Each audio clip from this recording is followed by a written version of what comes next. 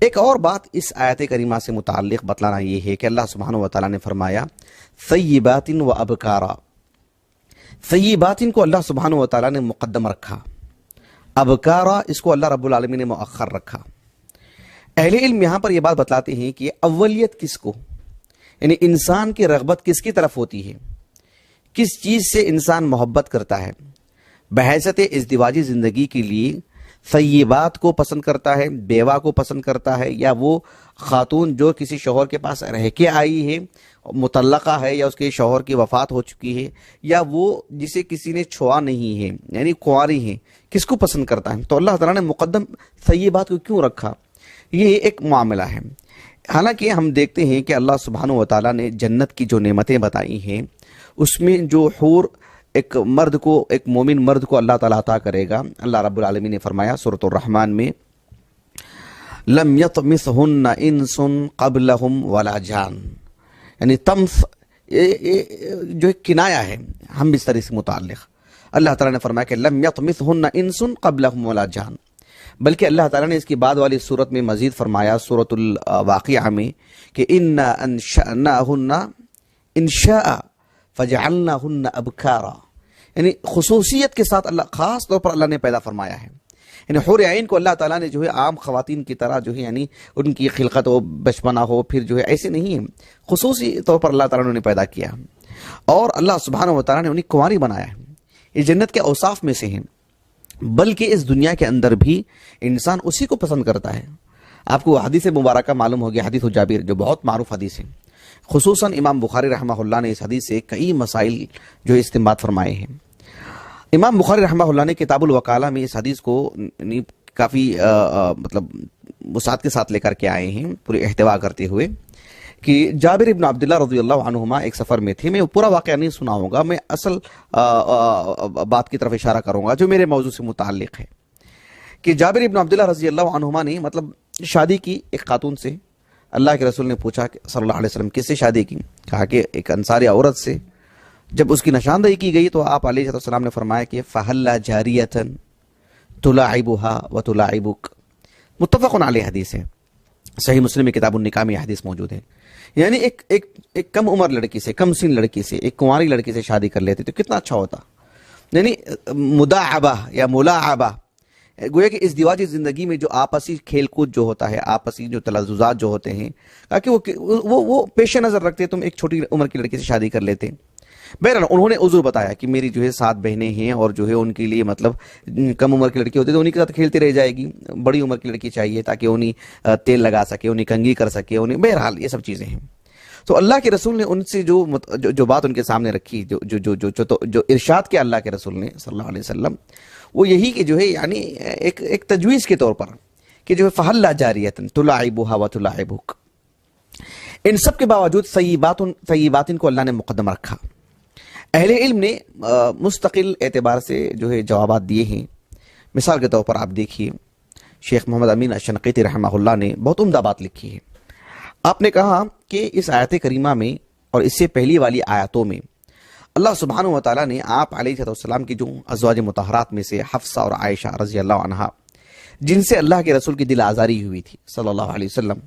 تو اللہ رب العالمین نے فرمایا ان تتوبا الی اللہ فقد صغت قلوبکما وَإِن تَظَاهَرَ عَلَيْهِ فَإِنَّ اللَّهَ هُوَ مَوْلَاهُ وَجِبْرِيلُ وَصَالِحُ الْمُؤْمِنِينَ وَالْمَلَائِكَةُ بَعْدَ ذَلِكَ ظَهِيرٌ۔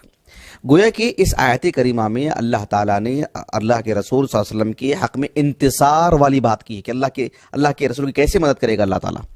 تو گویا کہ انتصار کے طور پر، مدد کے طور پر، نصرت کے طور پر، حمایت کے طور پر جو بات اللہ نے بیان فرمائی، اس ضمن میں ایک کنواری عورت کے مقابلے میں ایک ثیبہ جو ہوتی ہے، ایک بیوہ جو ہوتی ہے، زیادہ سلیقہ مند ہوتی ہے، زیادہ تجربہ رکھتی ہے، مدد کرنے میں زیادہ اس کے اندر جرت ہوتی ہے، زیادہ اس کے اندر قوت ہوتی ہے، وہ زیادہ جو ہے مطلب نظر رکھتی ہے، بصیرت اس کے اندر ہوتی ہے، اور اس کے اندر سنجیدگی زیادہ ہوتی ہے۔ بہرحال مختلف اس کے اندر چیزیں ہوتی ہیں، حسن معاشرت میں وہ ممتاز رہتی ہے کیونکہ وہ دیکھی ہوئی ہے ساری دنیا کو۔ تو انتصار کا پہلو آ رہا ہے تو اللہ تعالیٰ نے اس کو مقدم رکھا۔ ایک جواب انہوں نے دیا ہے شیخ محمد امین شنقیطی رحمہ اللہ نے، شیخ ابن عثیمین اور ان سے قبل حافظ ابن کثیر رحمہم اللہ، انہوں نے یہ بات کہی ہے کہ گویا کہ اس کے اندر بس تنوع بتلانا مقصود ہے، یعنی ایک نوعیت یہ ہے، ایک نوعیت یہ ہے، طیبات اور جو ہے ابکار۔ مطلب یہ ہے کہ آپ علیہ السلام کو اللہ تعالیٰ نے یعنی ہر باب میں ممتاز رکھا کہ آپ کو دونوں طرح کی بیویاں، یعنی آپ ان سے بھی لطف اندوز ہوں اور آپ ان سے بھی جو ہے لطف اندوز ہوں۔ تو گویا کہ تنوع، یعنی ایک ہی شکل کی چیز نہیں دی جا رہی ہے، اس میں تنوع ہے، تاکہ آپ علیہ السلام جو ہے مطلب جو ہے دونوں طرح سے، کسی میں ملال نہ ہو، کسی میں جو ہے مطلب ایک طرح سے اکتاہٹ والی بات نہ ہو، ہر طرح سے آپ مالا مال ہوں، یہ مقصود اس کے اندر رکھا گیا ہے۔ بہرحال ایک جواب ہے۔ مولانا محمد مفتی شفیع جو ہمارے پڑوسی ملک کے ہیں، پیدا تو یہاں ہوئے، دیوبند ان کا جو ان کی جائے ولادت ہے، 1976 میں انتقال ہوا۔ ان کی جو معارف القرآن ہے اس میں انہوں نے لکھا ہے کہ اصل میں کیا ہے کہ اس آیت کریمہ میں مختلف اوصاف بتلائے گئے ہیں، تو یہاں پر تقدیم اور تاخیر کی بات نہیں ہے، بس طیبات و ابکارا کہہ کر کے دو ایک زائد اوصاف عورتوں کے بتلائے گئے ہیں، خانگی زندگی کے لیے ایک شوہر کے لیے جو چیزیں پیش نظر ہوتی ہیں، اس لیے کہ جو ہے کبھی کبھار جو خاتون یعنی بڑی عمر کی ہوتی ہے وہ بھی بہت ہی یعنی مرغوب ہوتی ہے، اس معنی میں کہ وہ شوہر کے ہم عمر ہوتی ہے یا اس کی عمر کے کافی قریب ہوتی ہے، اس میں تجربہ زیادہ ہوتا ہے، اس میں سلیقہ رہتا ہے اور بھی دیگر امور ہوتے ہیں، اس وجہ سے ایک زائد وصف ایک خاتون کے لیے جو ہونا چاہیے وہ اس آیت کریمہ میں بیان کیا گیا ہے۔ یہ باتیں ہو چکی ہیں۔ ایک بات جو ابن عاشور رحمہ اللہ نے التحریر و تنویر میں لکھی ہے، انہوں نے یعنی یہ بات بتلائی ہے کہ چونکہ آپ علیہ السلام کی جو ازواج مطہرات ہیں ان میں سے اکثر طیبات ہیں اور ایک ہی ہیں عائشہ رضی اللہ عنہا جو باکرہ تھیں، تو اس اعتبار سے اس کو مقدم رکھا گیا، کہا کہ طیبات و ابکاران، جو شکل آپ کے پاس بیویوں کی ہے یعنی اللہ سبحانہ وتعالی وہی شکل آپ سے بہتر دے سکتا ہے اسی انداز میں، یہ مقصود ہے وہاں پر جو ابن عاشور رحمہ اللہ نے کہا۔ لیکن ابن عاشور رحمہ اللہ نے ساتھ میں ایک اور بات کہی ہے جو بہت ہی ممتاز بات ہے، رحمہ اللہ فجزاہ اللہ خیرہ۔ انہوں نے ایک بات یہ لکھی ہے کہ اس میں اللہ سبحانہ وتعالی نے جو تأدیبی کاروائی کی ہے، جو ادب سکھایا ہے، یعنی گویا کہ وہ بہت ہی لطیف انداز میں ادب سکھایا ہے۔ چوک ہوئی تھی حفصہ اور عائشہ سے رضی اللہ عنہما، ان دونوں کے حق میں تادیبی کاروائی کی گئی ہے۔ اللہ سبحانہ وتعالی نے فرمایا کہ عسى ربه ان طلقكن ان يبدله ازواجا خيرا منكن مسلمات مؤمنات قانتات تائبات عابدات سائحات طیبات وابکارا، اس جانب اشارہ کیا گیا ہے کہ چوک دونوں سے ہوئی ہے، ایک طیبات میں سے حفصہ ہیں اور ابکارا عائشہ ہیں، تو گویا کہ یہ اسلوب تادیب ہے، ایک طرح سے تادیبی اسلوب ہے، تادیبی کاروائی کی گئی ہے۔ عربی زبان میں ایک محاورہ ہے کہ یعنی الحر تکفیہ الاشارہ،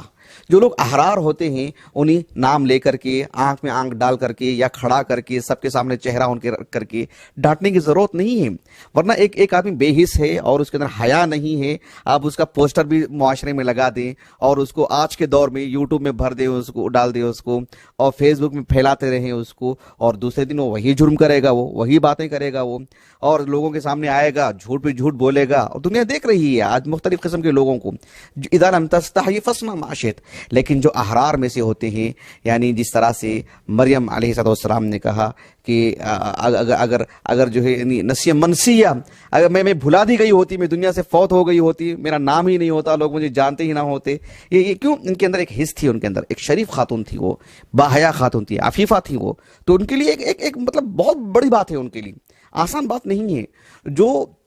خاص کر عائشہ کی بات ہو، حفصہ کی بات ہو، ابو بکر عمر کی بیٹیاں ہیں یہ سب، اور جو ہے قریشی ہیں، خاندانی طور پر بھی جو ہے مطلب اثر و رسوخ والی ہیں، معاشرتی زندگی میں نام ہے ان کا، اور پھر اسلامی تعلیمات کی روشنی میں اگر دیکھا جائے، اس تہذیب کے تناظر میں دیکھا جائے، تب بھی ممتاز خواتین ہی ہیں۔ ایسے میں ان کے لیے جو اسلوب اختیار کیا گیا ہے، رب العالمین نے فرمایا کہ عسى ربه ان طلقكن ان يبدله ازواجا خيرا منكن مسلمات مؤمنات قانتات تائبات عابدات سائحات، اور لطیف اشارے میں کہا گیا کہ طیبات و ابکارا، بس ان کے لیے ایک طرح کی ڈانٹ تھی اور انہوں نے اپنے اندر وہ اس بات کو لے لیا، انہوں نے سمجھ لیا، انہوں نے اس بات کو، وہ ایک تادیبی کاروائی تھی۔ یہ بات انہوں نے جو ہے کہی ہے رحمہ اللہ۔ اس سلسلے میں ایک اور بات یہاں پر مجھے آپ کو ایک اشکال جو ہے وہ دور کرنا ہے، وہ یہ ہے کہ چونکہ نسأل اللہ السلامہ جس دور میں ہم جی رہے ہیں، حالانکہ آج کتابوں کی کثرت ہے اور تحقیقی باتیں سامنے آتی ہیں، جلدی آتی ہیں، اور شیخ محمد ناصر الدین البانی رحمہ اللہ ہوں یا اللہ سبحانہ و تعالیٰ نے آپ کو ایک واسطہ بنا کر کے امت مسلمہ کے اندر تحقیق کا جو رجحان بڑھا ہے ماشاءاللہ، اور جو جدید ٹیکنالوجی ہے، آج آپ جو ہے منٹوں میں حدیث کی صحت و ضعف یوں معلوم کر سکتے ہیں باذن اللہ تعالیٰ۔ اس کے باوجود بھی جھوٹ کا چلن اتنا عام ہے، حدیث رسول میں یعنی مسئولیت کا احساس ہی نہیں ہے اصحاب جبہ کو بھی۔ ایسے میں ہم دیکھتے ہیں کہ اس موضوع سے متعلق بھی ایک حدیث بہت گردش کرتی ہے کہ آپ علیہ الصلوۃ والسلام کو جنت میں جو بیویاں عطا کی جائیں گی، جو حور عطا کی جائیں گی، ان میں جو ہے یعنی امرات فرعون آسیہ بنت مزاحم اور جو ہے یعنی مریم بنت عمران، یہ سب آپ کو دی جائیں گی۔ اس سلسلے میں جو احادیث ملتی ہیں ہم کو، کتنی بھی احادیث کیوں نہ ہو، سب کے سب جو ہے ضعاف میں سے احادیث ضعیفہ ہیں۔ دیکھیے امام ابو القاسم الطبرانی رحمہ اللہ نے اپنی المعجم الکبیر میں اور اپنے المعجم الاوسط میں بھی اس جانب جو ہے انہوں نے اشارہ کیا ہے۔ المعجم الکبیر میں تو جو انہوں نے یعنی کئی ایک صحابہ سے اس حدیث کو ذکر لے کر آئے ہیں۔ مثال کے طور پر ابو امامہ الباہلی رضی اللہ عنہ وہ کہتے ہیں کہ اللہ کے رسول نے صلی اللہ علیہ وسلم ام المومنین عائشہ رضی اللہ عنہا سے کہا کہ اشعرتی ان اللہ عز وجل زوجنی فی الجنتی، کہ کیا تمہیں اس بات کا یعنی احساس شعور ہے، یعنی تمہیں اس کا علم ہے تمہیں اس بات کا کہ اللہ سبحانہ و تعالیٰ جنت میں میری شادی کرے گا، کس سے؟ کہا کہ آسیہ بنت مزاحم سے میری شادی کرے گا۔ اور اسی طرح سے میری زوجیت میں اللہ سبحانہ و تعالیٰ کلثم یہ نام آتا ہے یا کلثوم بھی نام آتا ہے، لیکن کلثم یہی روایتوں میں ہے جو موسیٰ علیہ السلام کی بہن ہے، کلثم یعنی اخت